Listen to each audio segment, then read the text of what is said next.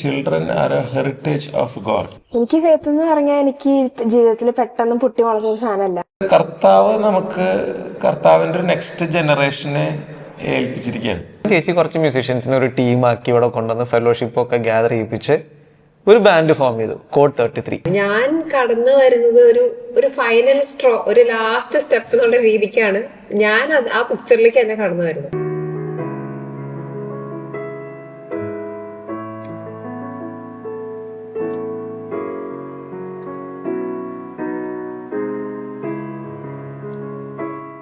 ഞാൻ മൈക്കിളിനോട് ഇങ്ങനെ ചോദിക്കുകയായിരുന്നു ഗോഡ് എക്സ്പീരിയൻസിനെ കുറിച്ച്.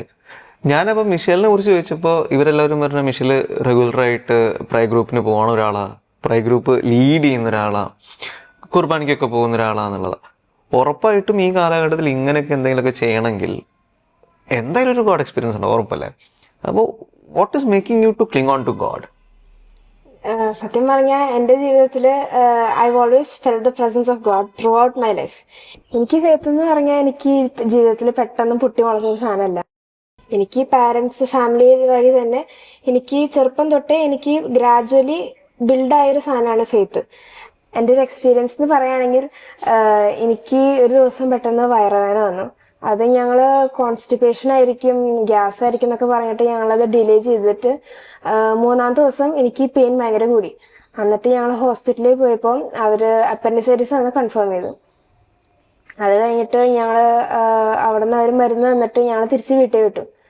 പിന്നെ നെക്സ്റ്റ് ഡേ പോയപ്പോഴാണ് അവർ സർജറി ചെയ്ത് സാധനം റിമൂവ് ചെയ്തത്. അപ്പോൾ എനിക്ക് തോന്നിയൊരു സാധനം എന്ന് പറഞ്ഞാൽ ദൈവത്തിന് എന്നെക്കുറിച്ചൊരു പ്ലാൻ ഉണ്ട്, എന്നെക്കുറിച്ചൊരു പദ്ധതി ഉണ്ട്. അപ്പോൾ ഒരു പക്ഷേ എനിക്ക് ആ സർജറി അപ്പോൾ ചെയ്തിട്ടുണ്ടായിരുന്നില്ലെങ്കിൽ എൻ്റെ അപ്പൻഡിക്സ് റപ്ചർ ആയേനെ, ആ സിറ്റുവേഷൻ കുറച്ചുകൂടി എസ്കലേറ്റ് ചെയ്തേനെ. അപ്പോൾ ദൈവത്തിന് എപ്പോഴും ദൈവത്തിൻ്റെ സ്നേഹം, ഒരു പെർഫെക്റ്റ് ടൈമിംഗ് ഉണ്ടല്ലോ, അതെപ്പോഴും എൻ്റെ ജീവിതത്തിൽ ഞാൻ അനുഭവിച്ചിട്ടുണ്ട്.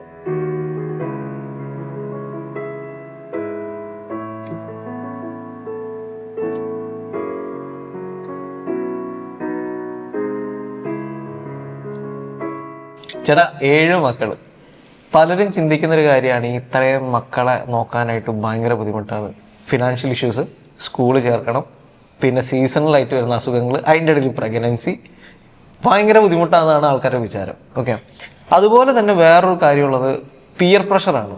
നമുക്കൊരു 3 മക്കളോ അതിന് മേലേക്കോ പോയി കഴിഞ്ഞിട്ടുണ്ടെങ്കിൽ ആൾക്കാർ അപ്പം കളിയാക്കാൻ തുടങ്ങും, ഇവന് ഇത് തന്നെയാണ് പണി എന്നുള്ള രീതിയിൽ. How did you manage this? How did you tackle all these problems? ഇത് ഈ പിയർ പ്രഷർ എന്ന് പറഞ്ഞു കഴിഞ്ഞാൽ ഞാനത് എൻ്റെ 4ാമത്തെ കൊച്ചിനെ അവള് പ്രഗ്നന്റ് ആയപ്പോൾ മുതൽ ഞാൻ കേട്ടു തുടങ്ങിയൊരു വിഷയമാണ്. ഈ നിങ്ങൾക്ക് തന്നെയാണ് പണി, നിങ്ങൾക്ക് ഇതിനെ കുറിച്ചൊന്നും അറിയില്ലേ? ഈവൻ ഇവിടെയുള്ള പല സർക്കാർ ഹോസ്പിറ്റലുകളിലും പോകുമ്പോൾ അവളോട് വളരെ സീക്രട്ടായിട്ട് ചോദിക്കും, അല്ല അപ്പം മോൾക്ക് ഇതിന്റെ സൂത്രമൊന്നും അറിയില്ലേ എന്നൊക്കെ ചോദിക്കാറ്. അപ്പോൾ അത് ഈ പറഞ്ഞ പോലെ ഇനീഷ്യലി നമ്മളെ ഒത്തിരി വിഷമിപ്പിച്ചിരുന്നു. കാരണം അവൾ പറഞ്ഞ പോലെ തന്നെ ഇതൊന്നും ഞങ്ങൾ പ്ലാൻ ചെയ്തിട്ട് നമുക്ക് ഉണ്ടായ കുഞ്ഞുങ്ങളല്ല. അപ്പം അതുകൊണ്ട് തന്നെ ഞാനൊരു ആദ്യത്തെ കുറച്ച് ദിവസം തീരെ പ്രതീക്ഷയില്ലല്ലോ എന്നൊരു ചെറിയൊരു ഷോക്ക് എനിക്ക് എപ്പോഴും ഉണ്ടാവാറുണ്ട്. പക്ഷെ അത് നമ്മൾ ആ ഒരു അക്സെപ്റ്റൻസ് നമ്മുടെ ഇടയിലേക്ക് വന്നു കഴിയുമ്പോൾ തന്നെ അത് കൈയോടെ മറക്കാക്കാം. അപ്പോൾ ഞാൻ തിരിഞ്ഞു നോക്കുമ്പോൾ നമുക്ക് അന്ന് എൻ്റെ ഒരു 4ാമത്തെ കുഞ്ഞ് 5ാമത്തെ കുഞ്ഞൊക്കെ ഉണ്ടായിരുന്ന സമയത്ത് ഞാൻ ഇത്രയും കൺവിക്ഷനിലൊന്നുമല്ല ആയിരുന്നത്. അപ്പം അതുകൊണ്ട് തന്നെ എൻ്റെ ചിന്താഗതികളിലും കുറേയൊക്കെ വ്യത്യാസങ്ങളുണ്ടായിരുന്നു. പക്ഷേ എന്നിരുന്നാലും ഞാൻ ആലോചിക്കുന്നൊരു വചനമുണ്ട്, അത് ഇംഗ്ലീഷ് ബൈബിളിലാണ് അത് കുറേ കൂടെ ക്ലിയർ ആയിട്ടുള്ളത്. Children are A heritage of God എന്നാണ് എഴുതിയിരിക്കുന്നത്. അതായത് ഹെറിറ്റേജ് എന്ന് പറഞ്ഞു കഴിഞ്ഞാൽ നമ്മൾ ശരിക്കും അതിൻ്റെ ഒരു പരിഭാഷപ്പെടുത്തുമ്പോൾ അത് ശരിക്കും ട്രാൻസ്ലേറ്റ് ചെയ്ത് വരുന്നത് നമുക്ക് അവകാശമായി കിട്ടുന്നത്, അല്ലെങ്കിൽ തലമുറകളായിട്ട് കൈമാറ്റം ചെയ്ത് കിട്ടുന്ന ഒന്ന്, അല്ലെങ്കിൽ transferred from one generation to another എന്നുള്ളതൊക്കെയാണ് അതിൻ്റെ ഒരു ശരിക്കുള്ളൊരു സംഗതിയായിട്ട് വരിക. അപ്പം അങ്ങനെ വരുമ്പോൾ ഞാൻ ആലോചിച്ചത് കർത്താവ് നമുക്ക് കർത്താവിൻ്റെ ഒരു നെക്സ്റ്റ് ജനറേഷനെ ഏൽപ്പിച്ചിരിക്കുകയാണ്. അപ്പം ഞാൻ ആലോചിക്കുമ്പോൾ സത്യത്തിൽ ഞാൻ കർത്താവിനെ വിശ്വസിക്കുന്നതിനേക്കാൾ അധികമായിട്ട് കർത്താവിനെ വിശ്വസിക്കുന്നുണ്ട്, അല്ലേ? സമാനമായിട്ട് തരാൻ അല്ലേ? നമ്മൾ നമ്മുടെ മക്കളെ വേറൊരാളെ ഏൽപ്പിച്ച് കൊടുത്തിട്ട് പോകണമെങ്കിൽ നമുക്ക് അവനെ വിശ്വാസം ഉണ്ടാവണ്ടേ? അല്ലെങ്കിൽ വേറെ വഴി കാണുന്നവരുടെ കയ്യിൽ നമ്മൾ കൊടുക്കുമല്ലോ, അല്ലെങ്കിൽ അവൻ മോശക്കാരനെ വരെ തന്നെ നമ്മൾ ഏൽപ്പിക്കുമല്ലോ. അപ്പോൾ ഞാൻ അങ്ങനെ ചിന്തിച്ച് തുടങ്ങിയപ്പോഴാണ് ഇതൊരു ഇതൊരു ബ്ലെസ്സിങ് ആണ് എന്ന് ബൈബിൾ പറയുന്നത് എന്താണെന്ന് എനിക്ക് മനസ്സിലായത്. കാരണം ഞാൻ ദൈവത്തെ വിശ്വസിക്കുന്നു എന്നുള്ളത് എന്നെ സംബന്ധിച്ചിടത്തോളം വലിയ വിഷയമുള്ള കാര്യമല്ല. ഞാൻ ദൈവത്തെ വിശ്വസിക്കുന്നു എന്ന് പറയാൻ എനിക്ക് ബുദ്ധിമുട്ടില്ല. പക്ഷെ ദൈവം എന്നെ വിശ്വസിക്കുന്നു എന്നുള്ളത് കുറച്ച് ഡേഞ്ചറാണ്. ഞാൻ പ്രശ്നത്തിലായി പോകുന്ന ഒരു വിഷയമാണ്. അപ്പോൾ അത് ആ ഒരു ചിന്താഗതി വന്നതിൽ തന്നെ എൻ്റെ പെർസ്പെക്റ്റീവ് മാറി തുടങ്ങി. കാരണം ഞാൻ എൻ്റെ മക്കളെ കണ്ടു തുടങ്ങുമ്പോൾ എൻ്റെ ഉള്ളിൽ ആദ്യം ഉണ്ടാകുന്ന ഒരു തോട്ട് എന്ന് പറഞ്ഞു കഴിഞ്ഞാൽ ഇത് കർത്താവിനെ വിശ്വസിച്ച് ഏൽപ്പിച്ചിരിക്കുന്നതാണ്. അപ്പോൾ ഞാൻ അവർക്ക് വേണ്ട കാര്യങ്ങൾ പ്രൊവൈഡ് ചെയ്യേണ്ടത് എൻ്റെ ഉത്തരവാദിത്തമാണ് എന്നൊരു ബോധ്യം എനിക്ക്, അങ്ങനെ ആ ഒരു ബോധ്യത്തിൽ നിന്നാണ് എനിക്ക് ഇനീഷ്യലി ഇത്തരം കാര്യങ്ങൾ എനിക്ക് നേരിടാനായിട്ടുള്ളൊരു ശക്തി ഉണ്ടായത്. ഫൈനാൻസസിനെ കുറിച്ചാണ് പിന്നെ ബാക്കി എല്ലാവരും ഒരുപാട് കൺസേൺഡ് ആയിട്ട് പറയാറുള്ളത്.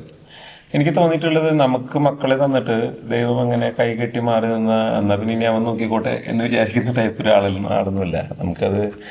എനിക്കതെൻ്റെ ജീവിതത്തിൽ മനസ്സിലായിട്ടുള്ള എന്താണെന്ന് വെച്ചാൽ, നമുക്ക് 7 മക്കളെ നോക്കുമ്പോൾ ദൈവം തരുമ്പോൾ ഈ 7 മക്കളെ നോക്കാനായിട്ടുള്ള സാഹചര്യങ്ങളും ദൈവം നമുക്ക് ഒരുക്കി തരുന്നുണ്ട്. അത് സാമ്പത്തികമായിട്ടാണെങ്കിലും അത് നമുക്ക് വേണ്ട മറ്റ് ആളുകളുടെ സപ്പോർട്ടിൽ നിന്നാണെങ്കിലും. ഞങ്ങൾക്ക് ഇത്രയും മക്കളൊക്കെ ആയിട്ട് ഞങ്ങൾ 7 മക്കളായിട്ട് ഞങ്ങൾ സൗദി അറേബ്യയിൽ ഒരു 10-12 വർഷത്തോളം ഞങ്ങളവിടെ താമസിച്ചിരുന്നു.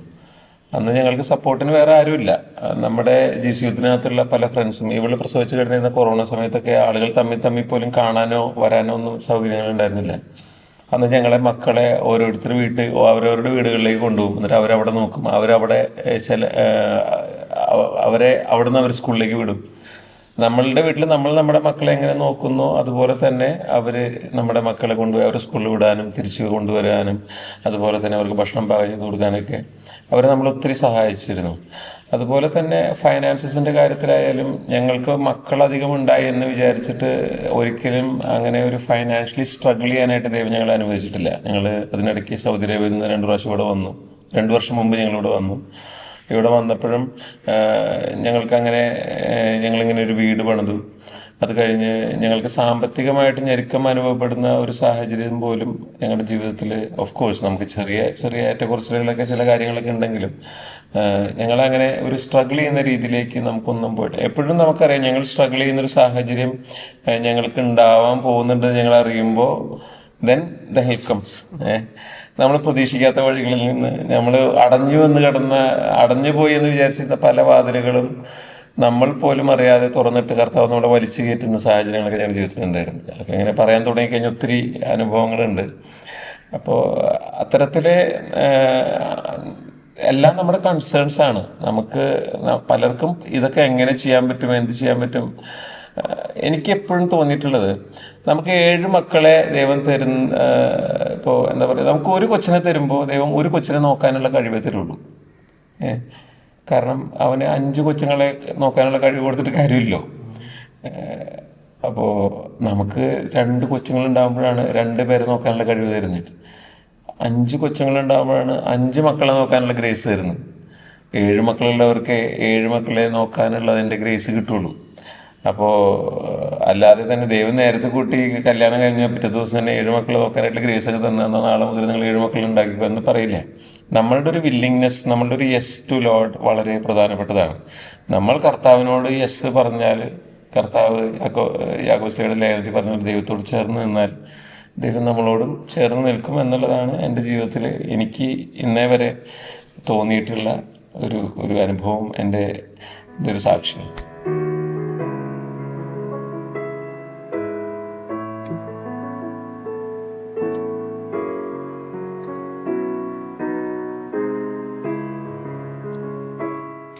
ഞാൻ മൈക്കലിന്റെ അടുത്തും മിഷേലിന്റെ അടുത്തും സംസാരിക്കുകയായിരുന്നു. എനിക്ക് ഉറപ്പാ മെർലിനും ഇതുപോലൊരു ഗോഡ് എക്സ്പീരിയൻസ് ഉണ്ടാവും എന്നുള്ളത്. My question to is, how are you building your faith, or how are you getting your faith better day by day? So അങ്ങനെ പറയുകയാണെങ്കിൽ എനിക്ക് ഓഫ് കോഴ്സ് എൻ്റെ ഫാമിലിൻ്റെ ഉള്ളിൽ കൂടെയാണ് എൻ്റെ ഫെയ്ത്ത് ഇങ്ങനെ ഗ്രോ ആവണേ. കാരണം ഇപ്പോഴും എല്ലാ ദിവസവും കുടുംബ പ്രാർത്ഥന ഉണ്ടാവും. പിന്നെ എനിക്ക് കുർബാനയ്ക്ക് പോകണ്ട, അല്ലെങ്കിൽ ഞാൻ മടി കാണിക്കാണ്, അല്ലെങ്കിൽ വേറെ ആരെങ്കിലും കുർബാനയ്ക്ക് പോകാൻ മടി കാണിക്കുകയാണെങ്കിൽ അപ്പനും അമ്മയും ഇങ്ങനെ വലിച്ചു കൊണ്ടുപോകും കുർബാനയ്ക്ക്. എന്നിട്ട് കുർബാനയിൽ നിൽക്കണം, പോയേ പറ്റൂ അങ്ങനെ പറയും. പിന്നെ എപ്പോഴും വെച്ചാൽ പള്ളിയിൽ ഭയങ്കര ആക്റ്റീവാണ്. ഇങ്ങനെ ഓരോരോ പ്രെയർ മീറ്റിങ്ങും ഇങ്ങനെ സെഷൻസ് ഒക്കെ അപ്പം എടുക്കാറുണ്ട്. പിന്നെ അവര് ഞങ്ങളോടും പ്രാർത്ഥിക്കാനും ഈ ദൈവത്തിനോട് കൂടുതൽ അടുക്കാൻ വേണ്ടി പറയാറുണ്ട്. സോ ഇങ്ങനെ ഞാൻ ഒരു ക്വസ്റ്റ്യനും കൂടെ ആഡ് ചെയ്യാണ്. ഞാനിവിടെ ചേച്ചിയോട് സംസാരിച്ചപ്പോൾ ചേച്ചി പറയായിരുന്നു മെർലിൻ എപ്പോഴും കുറെ ഇന്റൻഷൻസ് കൊണ്ടുവരും എന്നുള്ളത്. കുർബാനയ്ക്കായിക്കോട്ടെ, കൊന്ത ചെല്ലാനായിക്കോട്ടെ, പ്രയർ മീറ്റിംഗിലേക്ക് ആയിക്കോട്ടെ. എന്താണ് ഇങ്ങനെ ഇന്റൻഷൻസ് പ്രാർത്ഥനയിൽ കൊണ്ടുവരുന്നതുകൊണ്ടുള്ള ഒരു ഉദ്ദേശം?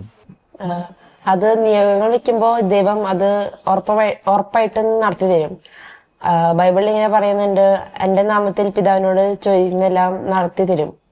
അപ്പോ ആത്മാർത്ഥമായി പ്രാർത്ഥിക്കുമ്പോൾ അത് ദൈവം തരാതിരിക്കുകയില്ല. അതാണ് എൻ്റെ ഒരു ലൈഫ് എക്സ്പീരിയൻസ്.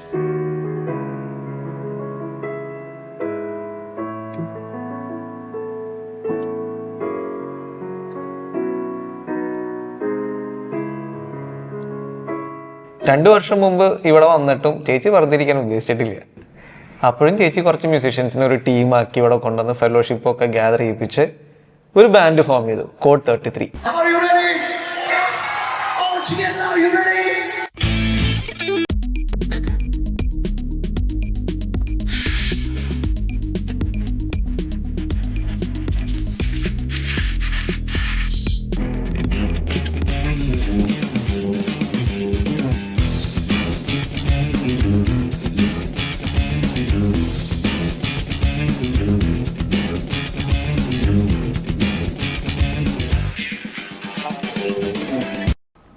ബാൻഡിന്റെ തുടക്കം സത്യം പറഞ്ഞാൽ ഞാൻ നാട്ടിൽ വന്നിട്ടല്ലായിരുന്നു. ഞങ്ങൾക്ക് സൗദിയിലായിരുന്നപ്പോൾ തന്നെ അവിടെ ഒരു ബാൻഡ് ഉണ്ടായിരുന്നു. അപ്പോൾ ഞങ്ങൾ സൗദിയിൽ നിന്ന് വിട്ടുപോരുമ്പോൾ എൻ്റെ ഏറ്റവും വലിയ വിഷമം എന്ന് പറഞ്ഞാൽ എൻ്റെ ബാൻഡ് ഞാൻ വിട്ടുപോരാണല്ലോ, ഇനി ഇങ്ങനത്തെ ഒരു വേദി എനിക്കില്ലല്ലോ, അത് മിസ്സാവുമല്ലോ എന്ന് എനിക്ക് ഭയങ്കര വിഷമമായിരുന്നു. അപ്പൊ ഞാൻ നാട്ടിൽ വന്ന് ആദ്യത്തെ കുറച്ച് മാസങ്ങളിൽ തന്നെ ഞാൻ എന്ത് വിഷമം ഉണ്ടെങ്കിലും അതിങ്ങനെ പറയാണ്ട് തന്നെ ചേട്ടനിങ്ങനെ അറിയില്ല. പിന്നെ പറഞ്ഞിട്ടോ അപ്പൊ ചേട്ടൻ പറഞ്ഞു, നിനക്ക് ബാൻഡില്ലാന്നോട്ട് നീ വിഷമിച്ചിരുന്നിട്ട് കാര്യമൊന്നുമില്ല, നിനക്ക് വേണമെങ്കിൽ നീ പോയി സ്റ്റാർട്ട് ചെയ്യണം, അല്ലാണ്ട് ബാൻഡ് നിന്നെ അടുത്തോട്ട് വരുമൊന്നുമില്ല എന്നുള്ളൊരു ചിന്തയാണ് ചേട്ടൻ പറഞ്ഞത്. അപ്പോൾ അങ്ങനെ ഞാൻ ഒരു ട്രെയിനിങ് പ്രോഗ്രാമിൽ പോയപ്പോൾ പരിചയപ്പെട്ടതാണ് ലിയോനെ. അപ്പോൾ ലിയോന്റെ അടുത്താണ് ഞാൻ ഈ ചിന്തകളൊക്കെ ആദ്യം പങ്കുവെച്ചത്. അങ്ങനെ ലിയോ വഴിയാണ് ബാക്കി എല്ലാവരെയും കണക്ട് ചെയ്തതും, ഞങ്ങളുടെ ബാൻഡിലെ ബാക്കി ബേസിസ്റ്റിനെയും ഡ്രമ്മറിനെയും എല്ലാവരെയും അവൻ ത്രൂ ആണ് ഇതിങ്ങനെ ഫോം ചെയ്ത് വന്നത്. പക്ഷെ അത് അവര് തമ്മിൽ ഭയങ്കര ഒരു ബോണ്ടായിരുന്നു. ഞാൻ കടന്നു വരുന്നത് ഒരു ഫൈനൽ സ്ട്രോ, ഒരു ലാസ്റ്റ് സ്റ്റെപ്പ് എന്നുള്ള രീതിക്കാണ് ഞാൻ ആ പിക്ചറിലേക്ക് എന്നെ കടന്നു വരുന്നത്. അവര് തമ്മിൽ ഒരു 10 വർഷം 12 വർഷം ഒക്കെ ഉള്ളൊരു പരിചയം ഉണ്ടായിരുന്നു. അപ്പൊ അവര് തമ്മിൽ നല്ലൊരു ഫെലോഷിപ്പ് ഓൾറെഡി ഉണ്ടായിരുന്നു. എന്റെ ഒരു കാഴ്ചപ്പാട് എന്തായിരുന്നു വെച്ചാല്, ഞാൻ അങ്ങനെ വലിയ ടാലന്റഡ് സിംഗർന്നോ അല്ലെങ്കിൽ പ്രൊഫഷണൽന്നോ അങ്ങനെ അവകാശപ്പെടാൻ പോലും എനിക്ക് യോഗ്യതയില്ല. പക്ഷെ ഞാൻ തിരിച്ചറിഞ്ഞൊരു കാര്യം, എനിക്ക് എന്തെങ്കിലും ഉണ്ടെങ്കിൽ അത് വളരെ കുറച്ചാണ്, അത് പക്ഷെ മുഴുവനായിട്ടും ഈശോയ്ക്കുള്ളതാണ്. അത് ഈശോയ്ക്ക് വേണ്ടിയിട്ട് ഞാൻ യൂസ് ചെയ്യും. അതാണ് എൻ്റെ ബാൻഡ് എന്ന് പറയുന്നത്. എനിക്ക് എന്നെ തന്നെ ഈശോയ്ക്ക് വേണ്ടിയിട്ട് യൂസ് ചെയ്യാനായിട്ടുള്ളൊരു പ്ലാറ്റ്ഫോമാണ് എൻ്റെ ബാൻഡ് എന്ന് പറയുന്നത്. പിന്നെ ഞാൻ തിരിച്ചറിഞ്ഞൊരു കാര്യം, എൻ്റെ വീട്ടിലാണ് ഈ പ്രാക്ടീസുകളും കാര്യങ്ങളൊക്കെ ഒട്ടുമിക്കവാറും നടക്കുക. അപ്പൊ ഈ ബാൻഡിലെ ആൾക്കാർ എന്ന് പറയുന്നത് അവര് ഞങ്ങളുടെ വീടിന്റെ തന്നെ ഞങ്ങളുടെ ഒരു ഫാമിലിയുടെ ഭാഗമാവും അവര്. ഇപ്പൊ സൗദിയിലായിരുന്നപ്പോഴും ഇവിടെ ആയിരുന്നപ്പോഴും ഇവര് ഞങ്ങളുടെ വീട്ടിലേക്ക് ആഴ്ചയിൽ ഒരു ദിവസം ആണെങ്കിൽ 2 ആഴ്ച കൂടുമ്പോൾ ഒരു പ്രാക്ടീസിന് എല്ലാവരും ഞങ്ങളുടെ വീട്ടിലേക്ക് വരും. അപ്പൊ ഞങ്ങളുടെ മക്കൾക്കടക്കം ഇവരെ നല്ല പരിചയമാണ്, ഇവരായിട്ട് നല്ല ഫ്രണ്ട്സാണ്. അപ്പോ അതൊരു എന്റെ അനിയന്മാർ പോലെയാണ് ഇവര്, അല്ലാണ്ട് സ്ട്രേഞ്ചേഴ്സ് ആയിട്ടോ അല്ലെങ്കിൽ ഏതൊക്കെയോ അങ്ങനെയല്ല, വളരെ ക്ലോസ് ആയിട്ടാണ് ഞങ്ങളെല്ലാവരും ഇടപെടുന്നത്. അപ്പോ ഞങ്ങളുടെ ബാൻഡ് എന്ന് പറഞ്ഞു കഴിഞ്ഞാൽ ഞങ്ങള് ഗോസ്പല് മാത്രമാണ് പ്ലേ ചെയ്യുള്ളൂ. ഞങ്ങൾ പ്ലേ ചെയ്യുമ്പോൾ പല സ്ഥലത്ത് ഞങ്ങളുടെ അടുത്ത് വന്ന് ചോദിക്കും, അല്ല നിങ്ങൾ സിനിമ പാട്ടുകൾ 1-2 പാടിയിട്ട് ഇനി മറ്റേത് പാടിയാകുമ്പോൾ ഞങ്ങൾ പറയും അങ്ങനെ ചെയ്യില്ല. കോഡ് 33 ഒരു ഗോസ്പൽ ബാൻഡാണ്. ബാൻഡിലുള്ളൊരു ഇൻഡിവിജ്വലായിട്ട് അവര് പ്രൊഫഷണൽ മ്യൂസിഷ്യൻസ് ആണ്. അവര് ഫിലിംസിൽ വർക്ക് ചെയ്യുന്നവരുണ്ട്, ഫ്രീലാൻസ് ആയിട്ട് ചെയ്യുന്നവരുണ്ട്. ഇൻഡിവിജ്വലി അവർക്ക് അങ്ങനെ ചെയ്യാം. പക്ഷെ കോഡ് 33 എന്ന ബാൻഡ് ഒരു ഗോസ്പൽ ബാൻഡാണ്. ഞങ്ങളോട് ഇങ്ങനെ ചോദിക്കും, ഞങ്ങൾക്കൊരു ബർത്ത്ഡേ ഫംഗ്ഷൻ ഉണ്ട്, അപ്പൊ നിങ്ങൾ രണ്ടും വന്ന് കുറച്ച് മിക്സ് ചെയ്താൽ ഞാൻ മിക്സ് ചെയ്യില്ല, ഇത് ഈശോയ്ക്ക് വേണ്ടിയിട്ടുള്ളതാണ്, ഈശോയുടെ പാട്ടാണ് പാടുള്ളൂ. പക്ഷെ അങ്ങനെ നിന്നിട്ട് പോലും ഞങ്ങൾക്ക് അതിരൂപത തലത്തിലുള്ള ഇൻവിറ്റേഷൻസ് കിട്ടിയിട്ടുണ്ട്. GGM-ല് ഗ്രേറ്റ് ഗാദറിംഗ് ഓഫ് മിഷൻ, അതിങ്ങനെ ഇയർലി നടക്കുന്ന ഒരു പ്രോഗ്രാമാണ്, മിഷന്റെ ഒരു ഗ്യാദറിംഗ് ആണ്. ഞങ്ങളുടെ ബാൻഡ് ഇപ്പൊ കുറച്ച് ഇങ്ങനെ കവർ സോങ്സ് ചെയ്യലും ആൽബം സെറ്റ് ചെയ്യാനൊക്കെ വർക്ക് ചെയ്തുകൊണ്ടിരിക്കുകയാണ്. ഞങ്ങളുടെ ഏറ്റവും വലിയ സ്വപ്നം എന്ന് പറഞ്ഞാൽ 2027 സൗത്ത് കൊറിയയിൽ ഹോസ്റ്റ് ചെയ്യുന്ന വേൾഡ് യൂത്ത് ഡേ അവിടെ പോയി പ്ലേ ചെയ്യണം എന്നുള്ളതാണ്. അതിന് വേണ്ടിയിട്ട് ഞങ്ങൾ ഒരുങ്ങിക്കൊണ്ടിരിക്കണം, പ്രാർത്ഥിച്ചുകൊണ്ടിരിക്കണം.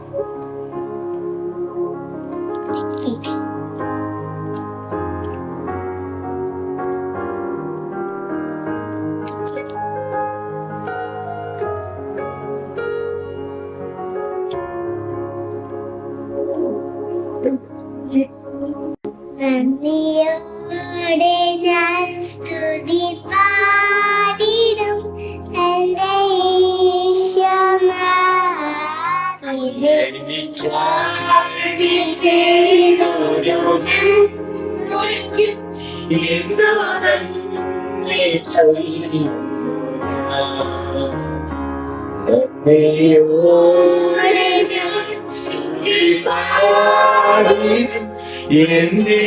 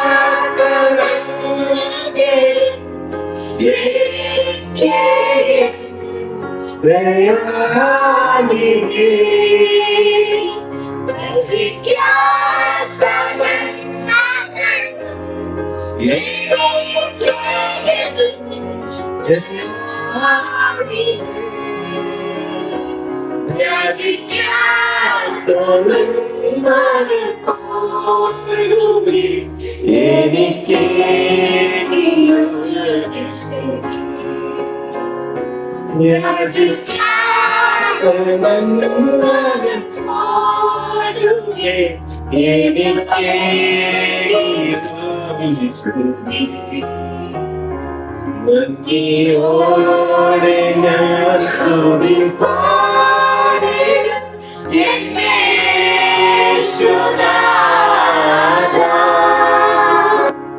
എനിക്കായി ചെയ്തൊരു നന്മയ്ക്ക് എന്തോ നന്ദി ചൊല്ലുന്നു ഞാൻ.